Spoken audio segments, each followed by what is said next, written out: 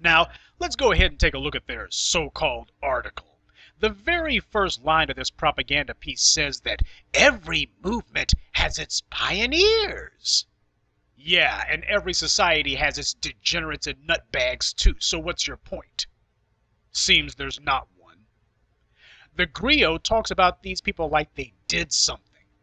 One line in their piece says, "Black groundbreakers and innovators who are reinventing and creating new ways toward acceptance." What? Gay is a non-accomplishment. Cross-dressing is nothing. It's a nothing burger.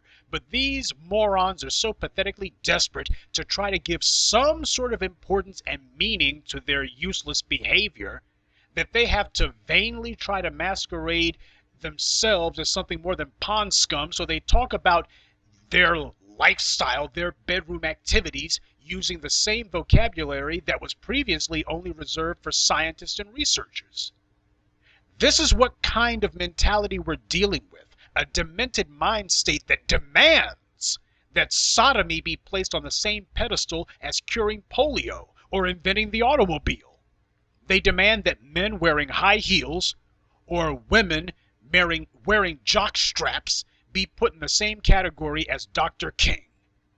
For public displays to feature giant mock-ups of human genitals, people to wear female genitalia hats, that ought to be seen as no different than the Emancipation Proclamation? Really?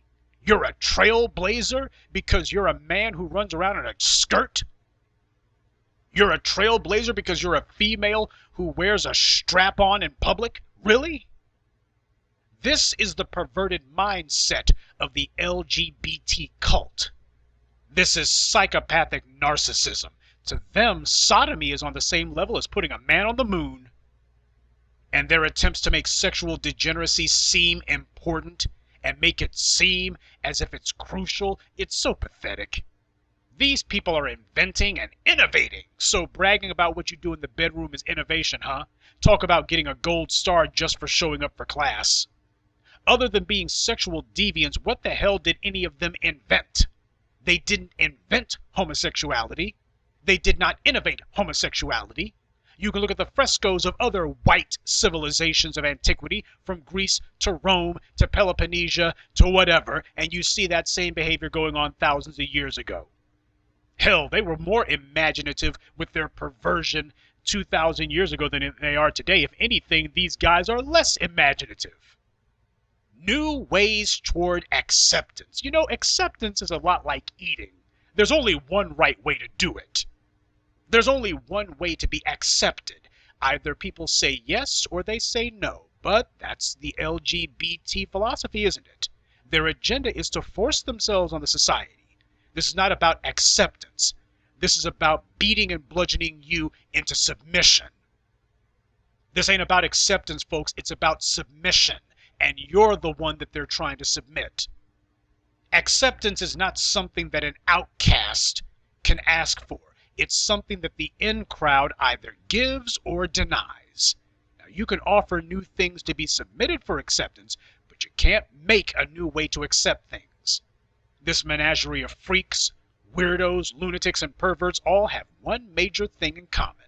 They place being gay, being Hispanic, being female, being on TV above being black.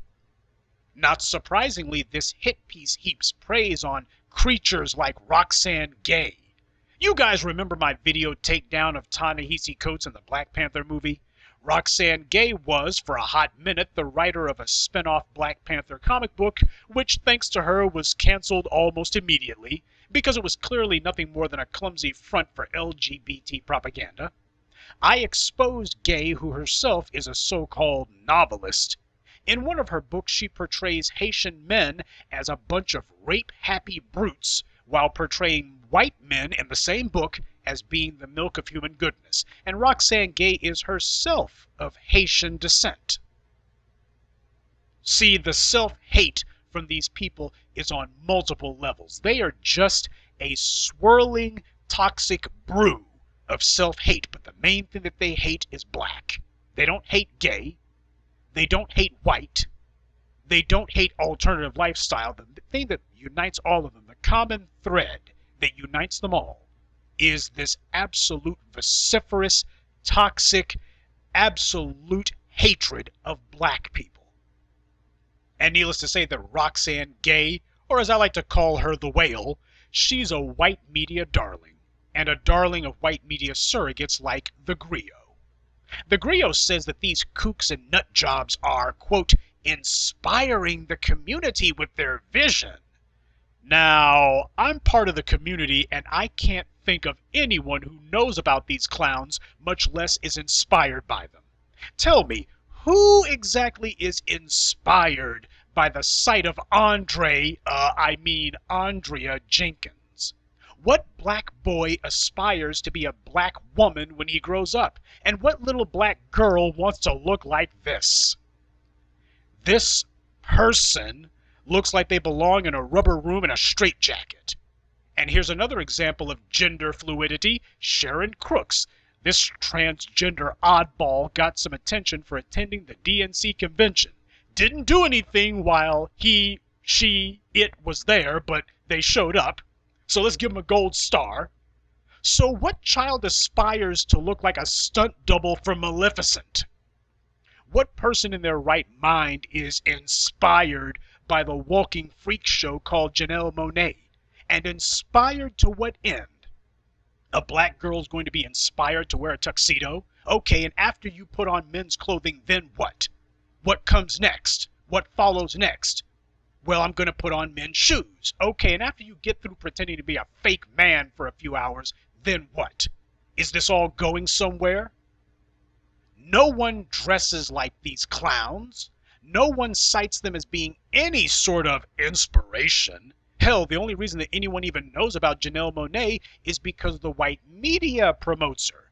But outside of that, nobody, I mean absolutely freaking nobody, knows these clowns. Nobody goes to Andre Jenkins and asks him, her, what the world he thinks of political issues. Nobody looks at these people as being trendsetters. Nobody looks to them for ideas. Nobody looks to them for anything. They are stalking horses for an anti-black agenda. They are nothing more than mascots for anti-black hatred. That's the only purpose that they serve. You see, black folks might be confused by thinking that because a couple of prominent online websites who were made prominent by white money, you might think that because they get mentioned on this or that website that apparently that means something, but the white powers that be, they're not confused about that at all. They know that these people are empty nothings. They know that, and they treat them as such. They'll put them in front of you and tell you that these people are important, but the white folk who matter, they're not trying to promote this walking freak show, this dumpster fire of insanity as being important. They're not trying to indoctrinate white people to look and say, yeah, you ought to be looking at these guys for trends and ideas. They have something important to say. They're not trying to confuse their own people. They're trying to confuse yours. White people love seeing black dysfunction, and this is a smorgasbord of it. The gays have certainly been a public parade of mental derangement and behavioral idiosyncrasies. These aren't pioneers. This is a traveling circus of the damned. And TheGrio is not a publication either. It's an online lunatic asylum, and clearly the inmates are running the joint. What they do isn't a symbol of pride. It's an undeniable sign of societal decay. When this is what your child grows up to be, that is irrefutable proof that you failed as a parent. You failed your child, you failed yourself, but most of all, you failed the black community. If your child is part of the lifestyle, then they will be nothing more than a force of disruption and chaos. Society doesn't need to celebrate mental derangement. We need to call it what it is and have them put into treatment. I had a good laugh, however, when this short list of mental midgets came to people like Abdul Ali Muhammad and Shani Akila, co-founders of something called the Black and Brown Workers Cooperative. There is just so much wrong with that title alone. As we all know, Black and Brown Cooperative is a contradiction in terms. But TheGrio describes this cooperative as being a intersectional activist collective that combats white supremacy in local communities. Well, there's a mouthful of meaningless terms. There goes the LGBT crowd's favorite word, by the way, intersectional. They make sure to always push that propaganda. These chumps put that word out there first. Before they mention white supremacy, they make sure to say intersectional. They want to make sure that gets prominent placement first. That lets you know how their minds work. That's a matter of priorities. These chumps aren't fighting white supremacy. They are white supremacy's agents. You have no black, brown, anything. The Latino community hasn't spoken a word or lifted a finger on our behalf, and they're not going to, because they never did it for the black Latinos in Latin America, who they mistreat and often kill frequently. White supremacy is hazing the Hispanics right now, but as you see, that was short-lived.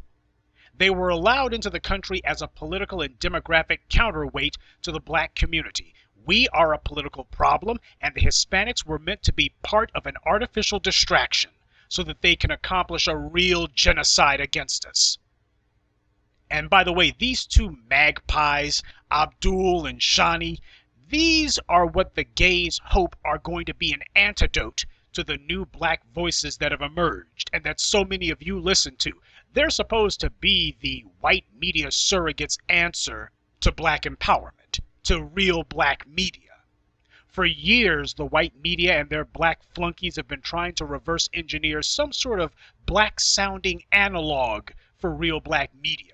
Something that's hopefully going to reverse what we've been doing. They're too terrified to mention us. Except Jefferson Beauregard Sessions, the third, tries to call us black identity extremists. You know, that's about as close as they're willing to get, because they know that the second that they mention us, they've opened a Pandora's box. So instead, these guys have tried floating clowns like D. Ray McKeeson out there, stalking horses, a whole bunch of fakers, frauds, and phonies. They've pushed morons like Agent Duvernay. Roly-Poly Martin tried talking black for a hot minute, and none of them have worked. None of these stratagems have worked. You guys have not been swayed. You haven't been fooled. You haven't been deceived. So now they're going to sit here and just keep pushing out these idiots. They're hoping that if they throw something against the wall, sooner or later something's going to stick. Well, let me give a message to TheGrio and the rest of you white media surrogates. You won't hijack this movement just because you try to imitate our vocabulary. Black empowerment, real black media, we're a hell of a lot more than the words that we use. One of the lessons that we teach here is that words don't carry a whole lot of weight. It's what people do that matters. And if you sit here and start saying black empowerment or white supremacy in one sentence, and then in the very next sentence, intersectional, gay, LGBT, inclusive, big tent, you just told on yourself. You see, this is a time-honored classic tactic that they've been trying and failing to use against us. But I guess because it's worked so many times in the past, they're like, hey, this is the golden blackjack that never misses. Except this time it has missed, and it continues to miss. When you see Byron Allen coming out and pulling a stunt like this, that lets you know that white supremacy is upping the ante. The white supremacists still control, for the moment, the lion's share of the electronic media. Problem is, they don't know how much longer that's going to be the case. So they use their enormous platforms to put on their own hand-picked puppets. Clowns like these two, they are controlled opposition. But the target of these white-owned sock puppets isn't us necessarily. By us, I mean the voices of real black media, the new voices that are speaking on your behalf. People like myself and others, we're not the target. The target is you, those of us listening to you. Too many of you are listening to us, and worse, you guys are acting on what we say. Remember the root articles hashtag? That's what they're scared of. What they see is they could never do something like that. The real power here has never been real black media. The real power has always been you. Your minds are the prize that we're fighting for. The prize, as I see it, is black empowerment, but the prize, as they see it, is to use us to push and to turbocharge and boost other people's agendas. Taking a couple of cherry-picked sellouts and putting some watered-down pro-black talking points in their mouths simply won't cut it.